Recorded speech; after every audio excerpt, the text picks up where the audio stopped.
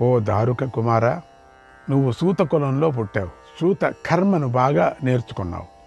యుద్ధంలో మా వంశీయులు నడుచుకునే ధర్మం కూడా నీకు తెలుసు. ఓ సూతనందన, మా వంశీయుల చరిత్ర నీకు తెలుసు కనుక యుద్ధంలో ఉన్నవాడిని ఎప్పుడూ కూడా నువ్వు ఇలా దూరంగా తీసుకొని వెళ్ళకు. మోహంలో పడి యుద్ధం నుండి వెనక్కు తిరిగితే నా తండ్రి శ్రీకృష్ణుడు ఏమనుకుంటాడు? బలవంతుడైన బలరాముడు నన్ను చూసి ఏమనుకుంటాడు? సింహం వంటి వాడైన సాత్యకి ఏమనుకుంటాడు? యుద్ధం నుండి వెనక్కి వచ్చిన నన్ను చూసి యుద్ధంలో విజయం సాధించే సాంబుడు ఏమనుకుంటాడు? చారుదేష్ణుడు, గదాసారణుడు, అక్రూరుడు నన్ను చూసి ఏమనుకుంటారు? నన్ను చూసి వారి భార్యలు కూడా నవ్వుకుంటారు కదా. ఈ ప్రద్యుమ్నుడు భయపడి యుద్ధాన్ని విడిచి వస్తున్నాడు, ఇతడిని అందరూ విడిచిపెట్టండి అంటారే గాని ఇతడు వీరుడు, శూరుడు, గొప్పగా పరాక్రమం చూపించాడు, తప్పించుకొని వచ్చాడు, వీడికి ముద్దులు పెట్టుకుందామని ఎవరు అనరు కదా, అని ఎవరు కూడా చెప్పరు కదా. ఇలా నన్ను చూసి నవ్వుకోవటం నాకు మరణం కంటే ఎక్కువేనని భావిస్తాను. ఇటువంటి పరిస్థితి నాకు ఎప్పుడూ కల్పించకు. నా తండ్రి నాపై భారాన్ని మోపి ధర్మరాజు చేసే యజ్ఞానికి వెళ్ళాడు. ఈరోజు నేను చేసిన తప్పు నేనే సహించలేకపోతున్నాను. ఓ సారథి, సాల్వుడిని ఎదుర్కోవటానికి వీరుడైన కృతవర్మ వెళ్ళాడు. అప్పుడు నేనే అతడిని నివారించాను కూడా. నేనే సాల్వుడిని అడ్డుకున్నాను. నువ్వు ఇక్కడే ఉండు అని చెప్పాను. నా మాటకు కృతవర్మ గౌరవించాడు, వెనక్కు తిరిగి వెళ్ళాడు. అప్పుడు ఏ ముఖం పెట్టుకొని అతడి దగ్గరకు వెళ్ళమంటావు? అతడికి నేను ఏం చెప్పాలి చెప్పు. శంఖము, చక్రము, గద ఇలా ఆయుధాలను ధరించి అజేయుడైన శ్రీకృష్ణుడు నా దగ్గరకు వచ్చినప్పుడు నేనేం చెప్పాలి చెప్పు. సాత్వికి, బలదేవుడు, అందక, వృష్టి వంశీయులు ఎల్లప్పుడూ నాతో పోటీ పడుతూ ఉంటారు. వాళ్ళకి ఏం చెప్పాలి? నేను యుద్ధాన్ని విడిచిపెట్టి శత్రువుల బాణాలతో కొట్టబడి మూర్ఛపోయాను. తర్వాత ఇలా నీ చేత దూరంగా తీసుకొని రాబడ్డాను. ఇక నేను జీవించలేను. ఓ దారుక కుమార, అందుచేత శీఘ్రంగా యుద్ధభూమికి తీసుకొని వెళ్ళు. ఇక ఎలాంటి ఆపద వచ్చినా కూడా నువ్వు ఈ పని చెయ్యకు. యుద్ధంలో భయపడి దూరంగా వెళ్ళటాన్ని నేను గొప్పగా భావించటం లేదు. ఓ సూతపుత్ర, యుద్ధాన్ని కోరుకొని నన్ను తొందరగా యుద్ధభూమికి తీసుకొని వెళ్ళు అన్నాడు ప్రద్యుమ్నుడు. శ్రీకృష్ణాయ పరమాత్మనే నమః. 19వ అధ్యాయం. వాసుదేవుడు ఇలా చెప్పాడు. ఓ ధర్మరాజా, ప్రద్యుమ్నుడు తన సారథికి వీరధర్మాన్ని చెప్పగా సారథి ప్రద్యుమ్నుడితో ఇలా అన్నాడు. ఓ రుక్మిణీ కుమార, యుద్ధంలో గుర్రాలను అదుపు చేసే నాకు భయం లేదు. మీ వంశీయులు చేసే యుద్ధం గురించి నాకు తెలుసు. నాకు ఎలాంటి చెడు అభిప్రాయము లేదు. సారథి యొక్క ధర్మం ఇలా చెప్పబడింది. అన్ని దశల్లో కూడా సారథికి రథికుడిని రక్షించటమే ముఖ్యము. ఆ సమయంలో నువ్వు బాగా గాయపడి ఉన్నావు, హింసించబడి ఉన్నావు. సాల్వుడు వేసినటువంటి బాణంతో నువ్వు బాగా దెబ్బతిని మూర్ఛపోయి ఉన్నావు.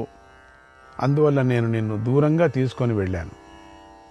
ఓ కేశవనందన, ఇప్పుడు నీకు తెలివి వచ్చింది. ఇక నేను గుర్రాలను ఎలా నడుపుతానో చూడు. నేను దారుకుడి పుత్రుడిని. సారథ్యం ఎలా చెయ్యాలో నాకు తెలుసు. ఇక నా సారథ్య విద్యను ప్రదర్శించి చూడు. ఈ రథం సాల్వసేనంలోకి ఎలాంటి భయం లేకుండా ప్రవేశిస్తుందని రథాన్ని సారథి వేగంగా యుద్ధభూమిలోకి పరిగెత్తించాడు. అప్పుడు యుద్ధభూమిలో ఆ దారుక పుత్రుడు గుర్రాలను మండలాకారంగా తిప్పాడు, సమానంగా త్రిప్పాడు, వంకరగాను కుడి ఎడమలకు తిప్పాడు. ఇలా చిత్ర విచిత్రములైన గతులతో రథాన్ని నడిపించాడు. గుర్రాలు చర్నాకోల దెబ్బల బాగా తిని ఆకాశంలోకి ఎగురుతున్నట్లుగా పరిగెత్తాయి. ఆ హస్తలాఘవం, చేతి నేర్పుగల దారుకుడికి పుత్రుడి గురించి తెలిసిన గుర్రాలు పాదాలను నేలకు తాకించకుండా పరిగెత్తాయి. అంత వేగంగా పరిగెత్తాయి. సాల్వ సైన్యం కుడివైపుకు ఉండేటట్లుగా దారుకపుత్రుడు రథాన్ని తీసుకువెళ్ళాడు. ఆ ఘటన చాలా అద్భుతంగా జరిగింది. దాన్ని చూసి సాల్వుడు సహించలేకపోయాడు. వెంటనే 3 బాణాలు ప్రయోగించి ప్రద్యుమ్నుడి సారథిని హింసించాడు. అప్పుడు దారుకుడి పుత్రుడు ఆ బాణం గురించి చింతించలేదు. మళ్ళీ అపసవ్యంగానే వెళ్ళాడు. సాల్వుడు తట్టుకోలేకపోయాడు. ప్రద్యుమ్నుడిపై అనేక బాణాలను ప్రయోగించాడు. ప్రద్యుమ్నుడు చిరునవ్వు నవ్వి చేతి నేర్పును ప్రదర్శిస్తూ ఆ బాణాలు తనపై పడే లోపలే తీక్ష్ణమైన బాణాలను, పదునైన బాణాలను కూడా ప్రయోగించి వాటిని ముక్కలు చేసేశాడు. అలా తన బాణాలు ముక్కలైపోవటం చూసి సాల్వుడు విపరీతంగా కోపించి ఆసురీ మాయను ఆశ్రయించాడు. అంటే రాక్షస మాయను. ఆసురీ మాయతో బాణాలను విడిచిపెట్టాడు. మహాబలమైన ఒక అస్త్రాన్ని ప్రద్యుమ్నుడికి పైకి ప్రయోగించాడు. ప్రద్యుమ్నుడు బ్రహ్మాస్త్రంతో దానిని మధ్యలోనే ఛేదించాడు. వెంటనే సాల్వుడిపై బాణవర్షాన్ని కురిపించాడు. ప్రద్యుమ్నుడు ప్రయోగించిన ఆ బాణాలు అమోఘమైనవి. శత్రువుల రక్తాన్ని తాగుతాయి. అవి సాల్వుడు ప్రయోగించిన అస్త్రాన్ని నాశనం చేస్తాయి. అంతటితో ఆగకుండా ఆ బాణాలు సాల్వుడి శిరస్సు పైన, వక్షస్థలం మీద, ముఖం మీద పడి తీవ్రంగా దెబ్బతీశాయి. దాంతో సాల్వుడు మూర్ఛిపోయాడు. అలా నీచుడైన సాల్వుడు బాణాల దెబ్బలతో బాధపడి కింద పడిపోయాడు. అప్పుడు ప్రద్యుమ్నుడు శత్రువులు నశింపజేసే ఒక ఉత్తమ బాణాన్ని సంధించాడు. దానిని పూర్వం యాదవ వీరుడందరూ పూజించి గౌరవించారు. అది సర్పం యొక్క విషంతో ప్రకాశిస్తుంది, అగ్నిజ్వాలలాగా వెలిగిపోతుంది. అటువంటి బాణాన్ని చూసి అంతరిక్షంలో ఉన్నవాళ్ళు ఆహాకారాలు చేశారు. అప్పుడు ఇంద్రుడు, కుబేరుడు మొదలైన దేవగణాలు నారద మహర్షిని పంపించారు. వాయుదేవుణ్ణి కూడా పంపించారు. వారిద్దరూ ప్రద్యుమ్నుడికి వద్దకు వచ్చి దేవతల మాటను ఇలా చెప్పారు: ఓ వీరా, ఈ సాల్వరాజును నువ్వు చంపకు. వెంటనే బాణాన్ని ఉపసంహరించు. ఇతడు యుద్ధంలో నీ చేత చంపదగిన వాడు కాదు, నీ చేతిలో మరణించవలసిన వాడు కాదు. ఈ బాణాన్ని ప్రయోగిస్తే యుద్ధరంగంలో అందరూ వధించబడతారు, సంహరించబడతారు. ఇతడి మరణం శ్రీకృష్ణుడి చేతిలో రాసి పెట్టబడి ఉంది, అది అసత్యం చెయ్యకు అన్నారు. ఆ మాటలు విని ప్రద్యుమ్నుడు ఆనందించి ఆ ఉత్తమ బాణాన్ని ఉపసంహరించాడు. అమ్ముల పొదిలో పెట్టుకున్నాడు. తర్వాత సాల్వుడు పైకి లేచి ప్రద్యుమ్నుడి బాణాలతో పీడించబడ్డాడు. దుఃఖిస్తున్న మనస్సుతో వేగంగా యుద్ధభూమి నుండి వెళ్ళిపోయాడు. క్రూరుడైన సాల్వుడు ఇలా ప్రద్యుమ్నుడి సేనతో హింసించబడి ఓడిపోయి ద్వారకను విడిచిపెట్టాడు. శోభ విమానాన్ని ఎక్కి ఆకాశంలో ఎగురుకుంటూ వెళ్ళిపోయాడు. శ్రీకృష్ణాయ పరమాత్మనే నమః. 20వ అధ్యాయం. ఓ ధర్మరాజా, నీ రాజసూయ యాగం పూర్తి అయిన తరువాత నేను ద్వారకా నగరానికి వెళ్ళాను. ద్వారక అంతా శోభ కోల్పోయి ఐశ్వర్యహీనమై ఉంది. అలంకారాలు లేని స్త్రీలాగా ఉంది. ద్వారకలో వనాలు, ఉపవనాలు నామరూపాలు లేకుండా నాశనమైపోయాయి. వాటిని చూసి నాకు సందేహం కలిగింది. కృతవర్మను ఇలా అడిగాను: ఓ కృతవర్మ, ద్వారకకు ఏమైంది? ద్వారకలో ఏం జరిగింది? వృష్టి వంశీయులోని స్త్రీలు, పురుషులు అందరూ, వంశంలో నుండే వాళ్ళందరూ కూడా ఎందుకు బాధపడుతున్నారు? ఏం జరిగిందో నాకు నిజం చెప్పు అని అడిగాడు. అప్పుడు కృతవర్మ ఇలా అన్నాడు: ఓ కృష్ణ, సాల్వుడు వచ్చి ద్వారకను ముట్టడించాడు. అంతా సర్వనాశనం చేసి ఇక్కడి నుంచి వెళ్ళిపోయాడు అని చెప్పాడు. నేను విషయాన్ని గ్రహించి సాల్వుడిని వధించాలని నిర్ణయించుకున్నాను. తర్వాత నగరంలోని ప్రజలందరినీ ఓదార్చాను. రాజైన ఉగ్రసేనుని ఓదార్చాను. వసుదేవుణ్ణి, వృష్టివంశీయులందరినీ ఓదార్చి ఇలా ఉత్సాహపరిచాను. యాదవ శ్రేష్ఠులారా, భయపడకండి, దుఃఖించకండి. నేను వచ్చేశాను కదా, ఇక నేను చూసుకుంటాను. మీరు కూడా నగరాన్ని రక్షించే విషయంలో ఎప్పుడూ జాగ్రత్తగా ఉండండి. మిమ్మల్ని, ఈ నగరాన్ని బాధించిన ఆ సాల్వుడిని నేను వదలను. వాడిని వధించటానికి ఇప్పుడే వెళుతున్నాను. వాడిని చంపకుండా తిరిగి ద్వారకకు రాను. నన్ను నమ్మండి. శోభ నగరాన్ని కూడా నాశనం చేసిన తరువాతే నేను మళ్ళీ ద్వారకకు వస్తాను. అప్పుడే మిమ్మల్ని చూస్తాను. శత్రువులకు భయాన్ని కలిగించే ఈ దుందుబిని 3 సార్లు మ్రోగించండి అని యదువీరులందరినీ నేను ఊరడించాను. వారందరూ ఎంతో సంతోషించి, కృష్ణా, నీకు జయం, నీకు శుభం, వెళ్ళిరా, శత్రువులను సంహరించి తిరిగిరా అన్నారు. ఆశీస్సులు ఇచ్చారు, అభినందించారు. విప్రులు శుభం పలికారు. ప్రణమ్య శిరసా భవం అని నేను శిరస్సు వంచి శివుడికి నమస్కరించాను. సైభ్య సుగ్రీవులనే గుర్రాలు కట్టిన రథాన్ని ఎక్కి శ్రేష్టమైన పాంచజన్య శంఖాన్ని పూరించాను. చతురంగ బలాలతో కలిసి సాల్వుడిపైకి యుద్ధానికి వెళ్ళాను.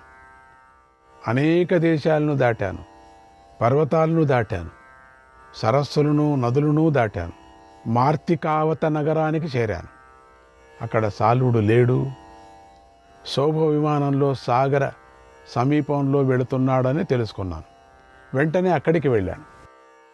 సాల్వుడు సముద్ర మధ్యలో ఉన్న ఒక ద్వీపంలో శోభ విమానంలో తిరుగుతున్నాడు. దూరం నుండే నన్ను చూసి వాడు గర్వించాడు. మాటిమాటికి నన్ను యుద్ధానికి రమ్మని పిలిచాడు. అప్పుడు నేను ప్రాణాలను హరించే బాణాలను వాడి విమానంపైకి ప్రయోగించాను. అవి వాడి శోభ విమానాన్ని తాకలేదు. నాకెంతో కోపం వచ్చింది. ఇంతలో వాడు కోపించి నాపై 1000 బాణాలను ప్రయోగించాడు. ఆ బాణాలతో నా సారథిని, గుర్రాలను, సైనికులను చెల్లాచెదురు చేశాడు. అప్పుడు నేను ఆ బాణాలను లక్ష్యపెట్టక యుద్ధం చేశాను. తర్వాత సాల్వుడి అనుచరులు నాపైకి 1000 కొద్ది బాణాలు ప్రయోగించారు. నా గుర్రాన్ని, రథాన్ని, సారథి అయిన దారుకుణ్ణి బాణాలతో కప్పేశారు. అప్పుడు మేము ఎవ్వరికీ కనిపించలేదు. నేను విజృంభించి 1000 కొద్ది బాణాలను ప్రయోగించాను. నా బాణాల దాటికి శోభ విమానం ఆకాశంలో క్రోసెడు దూరం వెళ్ళిపోయింది. అందువల్ల శాల్వుడు నా సైనికులకు కనిపించలేదు. అప్పుడు నా సైనికులందరూ సింహనాదాలు చేశారు. కరతాళ ధ్వనులతో నన్ను సంతోషపెట్టి ఉత్సాహపరిచారు. అప్పుడు నేను ప్రయోగించిన బాణాలు దానవులను సంహరించాయి. నా బాణాల చేత చంపబడ్డ సైనికులు మహాసముద్రంలో పడిపోయారు వాళ్ళందరూ కూడా. అప్పుడు శోభ విమానంలో పెద్ద కోలాహలం బయలుదేరింది.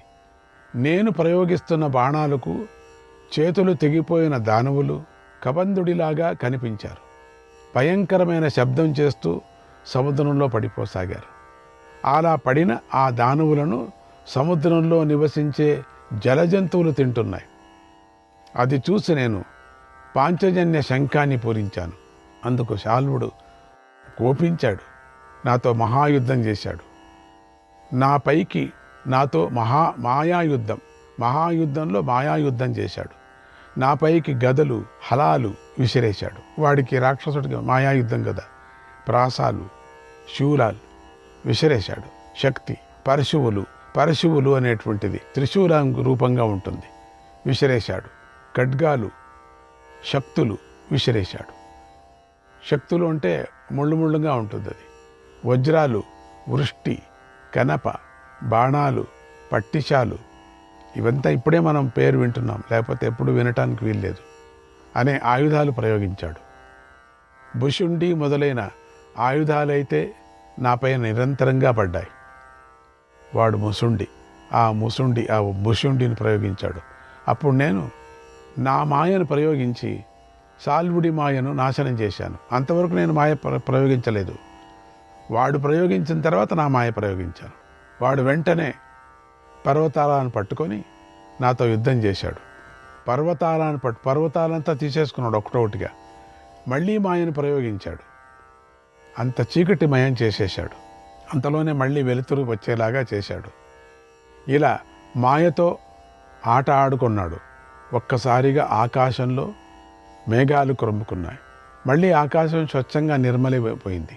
మరొకసారి బాగా చలి వ్యాపించింది. అందరికీ బాగా చలేసింది. అంతలోనే బాగా వేడి వ్యాపించింది. అందరము వేడిని తట్టుకోలేకపోయాం. అంతలో నిప్పులు వాన కురిసింది. దాంతో ధూళి కూడా వీచింది. వీటితో పాటు విచిత్రమైన ఆయుధాలు వర్షాలు కురిశాయి. మా సైన్యం మీద పడ్డాయి. ఇలా సాల్వుడు అవకాశం ఇవ్వకుండా మాయను ప్రయోగించి తీవ్రంగా యుద్ధం చేశాడు. అయితే నేను వాడికన్నా, మీకు అందరికీ తెలుసు కదా, మహామాయగాడిని కదా. నేను మాయను ప్రయోగించాను, వాడి మాయను ఛేదించాను. ఆ మాయ అంతా నాదే కదా. అది తెలీదు వాడికి పాపం. సమయానుకూలంగా యుద్ధం చేస్తూ నా బాణాలతో ఈ శాల్వుడి సైనికులందరినీ వధించాను. ఇంతలో ఆకాశమంతా 100 సూర్యులు ప్రకాశించినట్లుగా అయింది. వెంటనే 100 చంద్రులు, 10,000 తారకలు ప్రకాశించినట్టుగా అయిపోయింది. అప్పుడు రాత్రి ఏదో పగలేదో తెలియలేదు, దిక్కులేవో ఎటున్నాయో కూడా తెలియలేదు. అప్పుడు నేను ప్రజ్ఞాస్త్రం, ఆ అస్త్ర ప్రభావంతో వాడి మాయ అంతా ఎగిరిపోయింది. అప్పుడు ఆ శాల్వుడికి నాకు ఘోర యుద్ధం జరిగింది. శ్రీకృష్ణాయ పరమాత్మనే నమః. 21వ అధ్యాయం. శ్రీకృష్ణుడు ధర్మరాజుకు ఇలా చెప్పాడు: ఓ ధర్మరాజా, శాల్వుడు నాతో యుద్ధం చేస్తూ హఠాత్తుగా ఆకాశానికి ఎగిరాడు. నన్ను జయించాలనే కోరికతో నాపై శతఘ్నులను విసిరేశాడు. గదలను, మండుతున్నటువంటి శూలాలను, ముసలాలను, ఖడ్గాలను విసిరేశాడు. వేగంగా నాపై వస్తున్నటువంటి ఆయుధాలను నేను వెంటనే ముక్కలు ముక్కలు చేశాను. ఆకాశంలో సంచరించే శత్రువును ఆకాశంలోనే చంపాలని నిశ్చయించుకున్నాను. నేను వేగంగా బాణాలను ప్రయోగించి వాడి ఆయుధాలను 2 ముక్కలుగా 3 ముక్కలుగా ఖండించాను. అప్పుడు ఆకాశంలో పెద్ద ధ్వని ఏర్పడింది. అది చూసి కోపించిన శాల్వుడు ఒక్కసారిగా 1,00,000 బాణాలను నా పైకి ప్రయోగించాడు. నా సారథిని, గుర్రాలను, రథాన్ని చెల్లాచెదురు చేశాడు. అప్పుడు దారుకుడు నాతో: ప్రభు, నేను శాల్వుడి బాణాలకు గాయపడ్డాను. నేను స్పృహ కోల్పోతున్నాను. నాకు ఇక్కడే ఉండి రథం తోలాలి అనిపిస్తుంది, కానీ నేను తోలలేకపోతున్నాను. నేను ఇక్కడ ఉండలేకపోతున్నాను. నా శరీరం ఎంతో పీడించబడుతుంది ప్రభు అని జాలిగా చెప్పాడట. దయనీయమైనటువంటి స్థితిలో ఉన్నటువంటి ఆ దారుకుణ్ణి నేను చూశాను. దయనీయమైనటువంటి అతడు వక్షస్థలానికి, 2 చేతులకు, శిరస్సుకు చాలా బాణాలు తగిలాయి. పాపం, అతడి శరీరం అంతటా బాణాలు గుచ్చుకున్నాయి. బాణాల దెబ్బల వల్ల అతడు రక్తంలో తడిసిపోయాడు. అతడు కళ్ళాలను చేతిలో పట్టుకొని ఉన్నాడు. పాపం, మరణించటానికి సిద్ధంగా ఉన్నాడు. అప్పుడు నేను అతడిని ఆ దుస్థితి నుంచి రక్షించాను, మరణించకుండా కాపాడాను. ఇంతలో ద్వారకలో నివసించే ఉగ్రసేనుడు సేవకుడు నా దగ్గరికి హడావుడిగా వచ్చాడు. అతడెంతో కంగారు పడుతూ ఇలా అన్నాడు: ప్రభు, మీకు ద్వారకాధిపతి అయినటువంటి ఉగ్రసేనుడు సందేశాన్ని పంపించాడు. అదేం సందేశం అప్ప అది? ఆయన మాటలు ఇవి: ఓ కృష్ణ, నువ్వు అక్కడ యుద్ధం చేస్తూ ఉంటే సాల్వుడు ఈవేళ ద్వారకకు వచ్చాడు. శ్రీకృష్ణాయ పరమాత్మనే నమః.